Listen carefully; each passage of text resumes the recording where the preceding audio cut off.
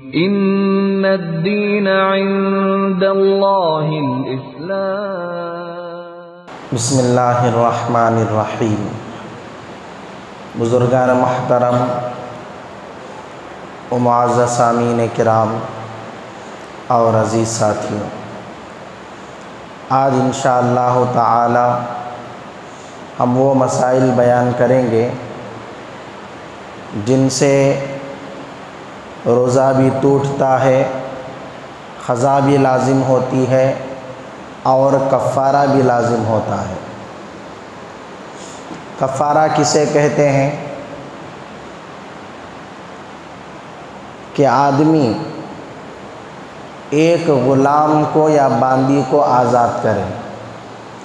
پہلے زمانے میں انسان بھی خریدے اور بیچے جاتے تھے غلام اور باندی کی شکل میں، لیکن چونکہ آج وہ دور ختم ہو گیا ہے غلام اور باندی کا، تو اور دو آپشن ہیں، ہمیں اسے استعمال کرنا چاہیے۔ تو دوسرا طریقہ کیا ہے کہ 60 روزے رکھے جائیں، 2 مہینے کے مسلسل روزے رکھے جائیں، اور اگر ایک روزہ بھی چھوٹ گیا تو پھر شروع سے رکھنا پڑے گا۔ اگر کسی نے 50 پر 9 روزے رکھ لیے، ایک روزہ چھوڑ دیا، پھر شروع سے روزے رکھنے پڑیں گے۔ ہاں، عورتوں کے لیے یہاں ڈسکاؤنٹ ہے، آفر ہے کہ ہر مہینہ عورتوں کی طبیعت خراب ہوتی ہے، ناپاکی کے ایام آتے ہیں، ان دنوں میں عورتوں کو روزہ چھوڑنے کی اجازت ہے۔ پھر جب وہ فوراً پاک ہو جائیں ان کو روزے رکھنے پڑیں گے فوراً۔ اگر وہ اس میں بھی تاخیر کرتی ہیں، پاک ہونے کے بعد 2-4 دن چھوڑ دیتی ہیں، تو ان کو بھی شروع سے روزے رکھنے پڑیں گے۔ اور اگر کوئی آدمی روزے بھی نہیں رکھ سکتا تو تیسرا طریقہ یہ ہے کہ 60 مسکینوں کو 2 ٹائم کا کھانا کھلائے۔ 60 مسکینوں کو 2 وقت کا پیٹ بھر کر کھانا کھلائے۔ اب یہ کھانا کھلانے میں بہت سارے طریقے ہیں۔ ایک ہی مسکین کو 60 دنوں تک 2 وقت کا کھانا بھی کھلا سکتے ہیں، یا 60 مسکینوں کو ایک دن میں صبح میں شام میں اس طرح بھی کھانا کھلا سکتے ہیں۔ تو یہ الگ الگ طریقے ہیں، اسے کفارہ کہتے ہیں، اور یہ ادا کرنا ضروری ہوتا ہے۔ تو کن کن چیزوں سے قضا اور کفارہ لازم ہوتا ہے وہ سن لیں۔ جان بوجھ کر رمضان کے مہینے میں، رمضان کے روزے میں، اور ایک بات یاد رکھیں، کفارہ صرف رمضان کے روزوں میں لازم ہوتا ہے، دوسرے روزوں میں لازم نہیں ہوتا۔ یہ بھی ایک شرط ہے، وہ رمضان کا روزہ ہونا چاہیے۔ رمضان کے علاوہ کے 2 روزے ہیں، ان روزوں میں کفارہ نہیں ہے، وہاں صرف قضا ہوتی ہے۔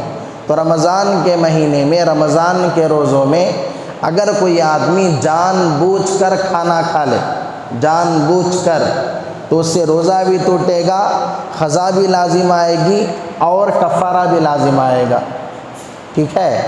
جان بوجھ کر کوئی چیز پی لے، پانی پی لے، شربت پی لے، شراب پی لے، تو اس سے بھی روزہ بھی ٹوٹے گا، قضا بھی لازم آئے گی، کفارہ بھی لازم آئے گا۔ اسی طرح جان بوجھ کر کوئی اپنی بیوی سے ملاقات کر لے، ہم بستری کر لے، تو اس کے اوپر بھی قضا بھی لازم ہوگی، کفارہ بھی لازم ہوگا۔ اب یہاں 2 چیزیں ہیں، اگر دونوں میاں بیوی راضی تھے اور انہوں نے ملاقات کر لی تو دونوں کے اوپر قضا بھی لازم ہوگی، کفارہ بھی لازم ہوگا۔ شوہر تیار تھا، بیوی تیار نہیں تھی، زبردستی اس نے ملاقات کر لی، تو صرف شوہر پر قضا اور کفارہ لازم ہوگا، بیوی پر کفارہ لازم نہیں ہوگا۔ اس کے اوپر صرف قضا لازم ہوگی، کفارہ لازم نہیں ہوگا۔ اسی طرح جان بوجھ کر کوئی دوائی استعمال کر لے، دوائی کھا لے، تو اس کا بھی روزہ ٹوٹ جائے گا، قضا بھی لازم ہوگی، کفارہ بھی لازم ہوگا۔ اسی طرح بارش آ رہا تھا، بارش ہو رہی تھی، تو بارش کے قطرے پی لیے، بارش کے قطرے پی لیے، تو اس سے بھی روزہ ٹوٹ جائے گا، قضا اور کفارہ دونوں لازم ہوں گے۔ اسی طرح گیہوں چبا کر کھا لیا یا گیہوں کے دانے ڈائریکٹ نگل لیے، دونوں طریقوں میں روزہ ٹوٹ جائے گا، قضا بھی لازم ہوگی اور کفارہ بھی لازم ہوگا۔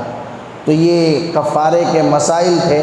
اور ایک بات، اگر کوئی آدمی اپنے پسندیدہ شخص کا تھوک نگل لے، پسندیدہ آدمی کا تھوک نگل لے تو اس سے بھی روزہ ٹوٹ جائے گا۔ خود کا تھوک نکلے تو اس سے روزہ نہیں ٹوٹتا۔ اگر بیوی کا تھوک نکل گیا یا اپنے قریبی دوست کا تھوک نکل گیا تو اس سے بھی روزہ ٹوٹ جائے گا، قضا بھی لازم ہوگی، کفارہ بھی لازم ہوگا، دونوں چیزیں لازم ہوں گی۔ تو یہ مختصر مسائل تھے، دعا فرمائیں اللہ ہمیں سمجھنے کی توفیق نصیب فرمائے۔ کل سے انشاءاللہ میں وہ مسائل بیان کروں گا جن سے روزہ نہیں ٹوٹتا۔